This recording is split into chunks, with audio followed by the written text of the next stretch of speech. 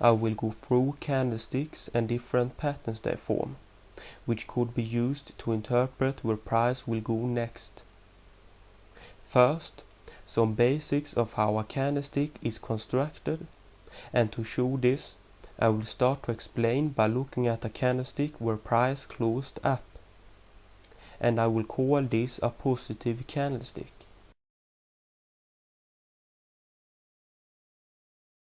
The area of the positive candlestick, which is green, is called the real body. The little line below the real body is called the shadow, and the furthest point of the shadow is called the low. And the low is quite simply the lowest price which that specific candlestick did reach. On a positive candlestick, the open of the candlestick is the bottom of the candlestick's real body, and is the price at which the candlestick first began to form.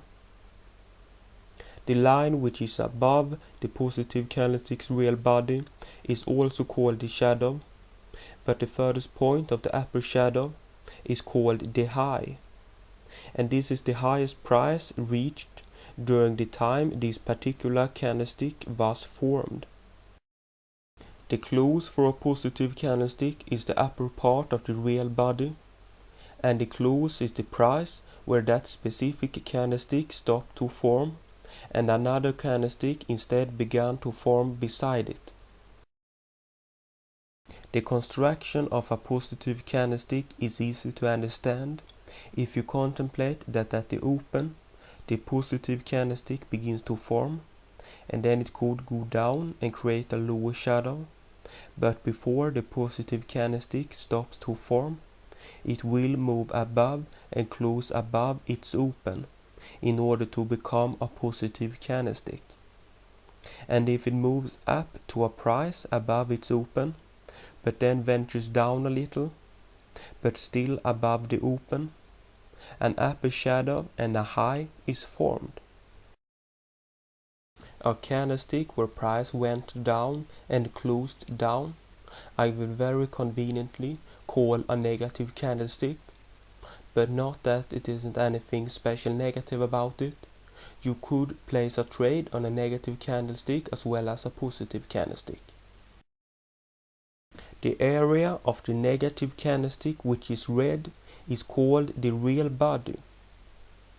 The little line below the real body is called the shadow, and the furthest point of the shadow is called the low. And the low is quite simply the lowest price which that specific candlestick did reach, the same as with a positive candlestick. On a negative candlestick, the open is the upper part of the negative candlestick's real body, and the open is the price at which the candlestick first began to form. The line which is above the negative candlestick's real body is also called the shadow, and the furthest point of the upper shadow is called the high, and this is the highest price reached during the time this particular candlestick was formed, same again as with a positive candlestick. The close for a negative candlestick is the bottom of the candlestick's real body, and the close is the price where that specific candlestick stopped to form, and another candlestick instead began to form beside it. The construction of a negative candlestick is easy to understand if you think about that at the open, the negative candlestick begins to form, and then it could go up and create the upper shadow, but before the negative candlestick stops to form, it will move below and close below its open in order to become a negative candlestick. And if it moves down to a price below its open, but then goes up a little, but still below the open, and lower shadow and a low is formed. In my explanation of how candlesticks are constructed, I have used the colors green and red but on many platforms the default is white and black. We'll say if a candlestick goes up and closes up, it will be white, and if it is going down and closes down, it will be black. And candlesticks come from Japan, and in Japan the default colors are red and black. Red when a candlestick goes up and closes up, and black when a candlestick goes down and closes down. It is up to you if you want to use one of the just mentioned color schemes of the candlesticks, but I would recommend that if your broker platform doesn't have green and red as the default color, just change the scheme to green and red. And in the section where I did go through the Forex platforms, I showed you how to change the scheme, so you wouldn't have any problem with that.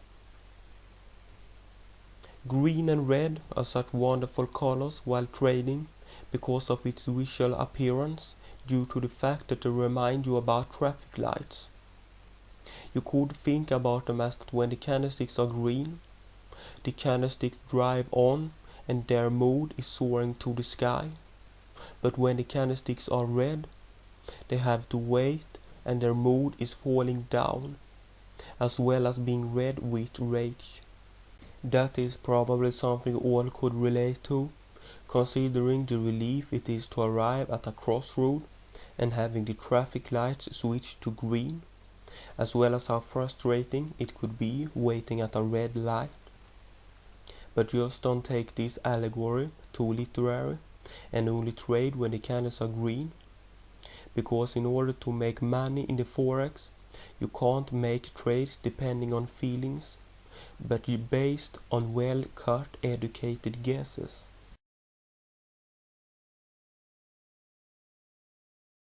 Depending on what time frame diagram you're looking at, candlesticks have a compounded in them price action spanning over different amounts of time. Let me explain. If you were to look at a 15-minute chart, a candlestick on that chart would be showing price action for a 15-minute period, and the next 15-minute period will be indicated by the following candlestick. And on a daily chart, every candlestick shows a whole day of what price did that particular day. Example, what high or lows it formed and where it opened and closed that day. It is important to understand that the phenomena of how the candlesticks develops is closely watched by analytics, and the candlesticks means different things depending on how long or short the lower and or upper shadow is, and depending upon how long or short the real body is, as well as what the preceding candlesticks looked like. These different combinations have different names, and now it is time for me to go through the most common and effective of these candlestick patterns. But before getting started with the patterns, I will briefly mention 3 things which are essential to know about when using candlesticks. First, candlesticks should never be looked at by themselves only, but in combination with other indicators, like trend lines, MACD, and most important of all, money management. Secondly, in order for a trend reversing candlestick pattern to work, there must have been an up or down trend before the pattern was formed. If price was in a consolidation period where it didn't go much up or down, the trend reversing candlestick pattern doesn't mean anything, because there isn't any trend to reverse. Third, candlesticks does not indicate how far the price is going to go in one direction. They are only indicating that price is likely to go in one direction. And if there forms different candlesticks pattern which indicates the same thing, it doesn't mean that price is going to go longer in the direction the multiple patterns indicated, but only that it is more likely that price is going to go in the indicated direction. In order to analyze how far price is going to go in one direction, You must instead look at support and resistance, trend lines, and money management. As a little side note, I could add that news override candlestick patterns. We'll say, if there is a very powerful news report to be released and a candlestick pattern is formed just before that, don't make the trade based on the candlestick pattern, because the pattern will be nullified when the news report is let loose.